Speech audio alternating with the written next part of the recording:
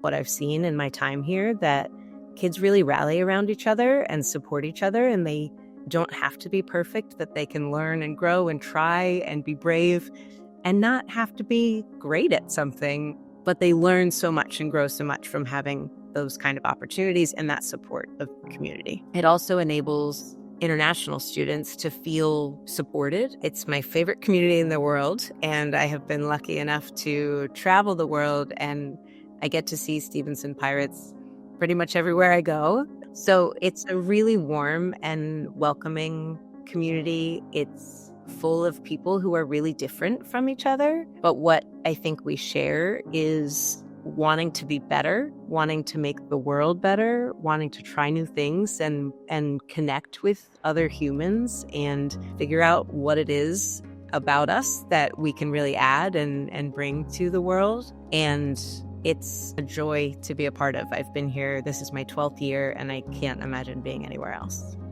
I have a lot of these over 12 years, but one of the most impactful things when I first arrived, I think it was the first year I was here, at the end of the school year, I attended one of it's about every month, we'll hold a coffee house, which is kind of like an open mic night, but we usually hold them during the day so all the students can attend. And everyone packs into a room, and anyone can sign up. It's not always students that you see featured in the musicals or in the choir, in the instrumental music program. So they have this hidden talent. And there was a senior, it was her final coffee house, and she decided she was going to be brave and put herself out there. And she got up on stage. She was a multi-sport athlete. She was going on to play football or soccer in university. And no one really knew that she could sing or play the guitar. But she got up on stage, had her guitar, and started singing her song, and completely blanked, forgot all the words, and just froze. And in most videos, most movies that you've seen about American high schools, that would have ruined her experience. And that's definitely what my high school experience would have ended. But for her, it became this galvanizing moment because everyone in the room just started to sing along. And she was actually able to complete her performance. And it's been so emblematic of what I've seen in my time here, that kids really rally around each other and support each other, and they don't have to be perfect, that they can learn and grow and try and be brave and not have to be great at something, but they learn so much and grow so much from having those kind of opportunities and that support of the community. There are many, many clubs. Clubs are all student-run, and new students can start a club too. We do club fairs twice a year, so you can find out what all the options are when you first arrive. And if you want to create your own, you only need one other student to do that with. You write up a proposal, and then at the club fairs, you get to promote them and welcome new members. We have everything from a nap club, who sleep is really important for teenagers, and they want to prioritize it and find creative locations on campus to nap, to a business and entrepreneurship club, where a couple of years ago they started doing a boba table where they sell boba on campus, and that has been really popular. And then they use that money for microlending. I think one of the really important club and groups is circled around identity. So finding your space where you can speak from the I perspective. So our affinity groups are really, really key, I think, to finding your place and your people and being able to share about yourself with someone who shares that identity. So those have been really amazing for our students, and our faculty have those as well. I think one of the huge benefits to our balance of day and boarding students and our balance of international and domestic, you'll always be able to find someone else who's like you and who shares your identity, and you won't be in the crazy minority. You won't be in a really small group. So it's easy to find other people who have that shared experience. And I think that balance in the classrooms allows you, half of your friends are going to be whatever you're not. So a day student or a domestic student or an international student. And that balance is echoed on your teams, the theater performances, in all of your classes, and it makes it a lot easier. It also enables international students to feel supported, having those local families who want to support them.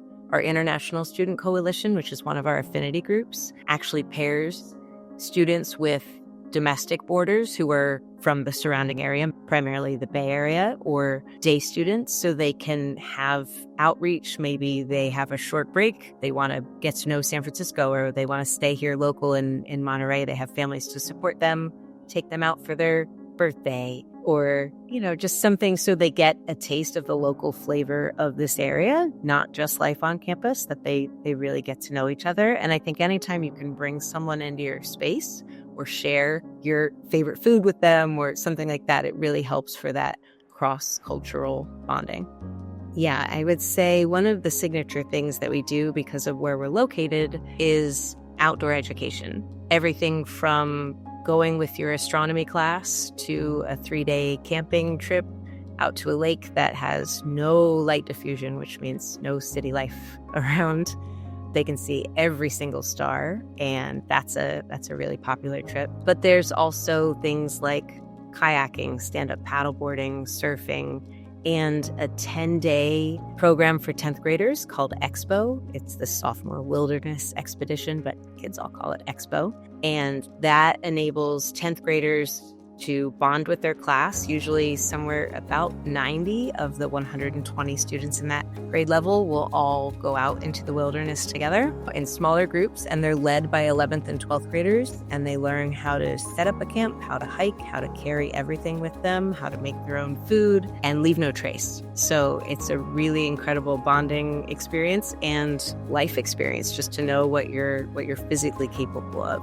Also, that you are physically capable of being away from your Wi-Fi for 10 days. I think that can be revelatory in and of itself. So a lot of outdoor education opportunities for sure. Arts is definitely where my passion lies. We have an incredible offering of arts. I would say it's a little bit like a buffet. When you go to a buffet, you don't only eat the one food that you already know you like, right? The whole point is sampling and exploring and trying new flavors. So I always recommend that with kids. We have everything from architecture. Actually, you can see some. There's one architecture piece. And we have painting. We have drawing, of course, ceramics. We have digital and darkroom photography, so you can learn both the film and the digital side of it. We have movie making. We have acting for the camera. We have theater, stage acting. We have a really wide array of music offerings, from vocal to instrumental, private lessons, or larger ensembles. We have songwriting and composition. We have rock band. We have jazz band. So there's just a huge variety of things that you can try. And I would also say things that you can do at a really high level. We have one student who ended up at RISD who had never taken an art class and didn't think of himself as an artist before he came to Stevenson, and his work is phenomenal, and he got into one of the most competitive universities for art. So I think it's the whole range, right? For some people, it's their centering space, it's their yoga, it's the place that they can just find peace and calm and self-expression. And for other people, it's all they want to do. They eat, sleep, and breathe whatever their art form is. So there's a lot of opportunities. Oh, I think I even missed dance. We have dance as a daytime offering and an after school a dance team. And so everyone hears where we're located in Pebble Beach and thinks, oh, I want to play golf, or I love to play golf, or I dream of playing golf. And this is absolutely a place that you can do that. But if you're not a scratch golfer, it's really challenging to make our golf teams. There's very few people that can be on them, and we play Spyglass as our home course. So it's hyper competitive. So while it's popular, many of our students are opting into the instructional golf, which there's a great program where they can do that for really limited fees locally. Plenty of opportunities around here for that. I would also say our tennis is very popular, as is water polo and lacrosse. And we've done really well in soccer, or what you might call football, the last couple of years. We have 25 different sports offerings, and all of my coaches really wonderful and curated. And I think that's something that we can offer that's pretty special, because we have people around us. We're in a local community. We can have professional coaches too. It's not all the triple threat coach where you have to teach and coach, and because most people can't do all those things at a high level. And everyone who works in our athletics department has also been a college athlete and worked in college athletics, so they really understand what it takes to be a student athlete.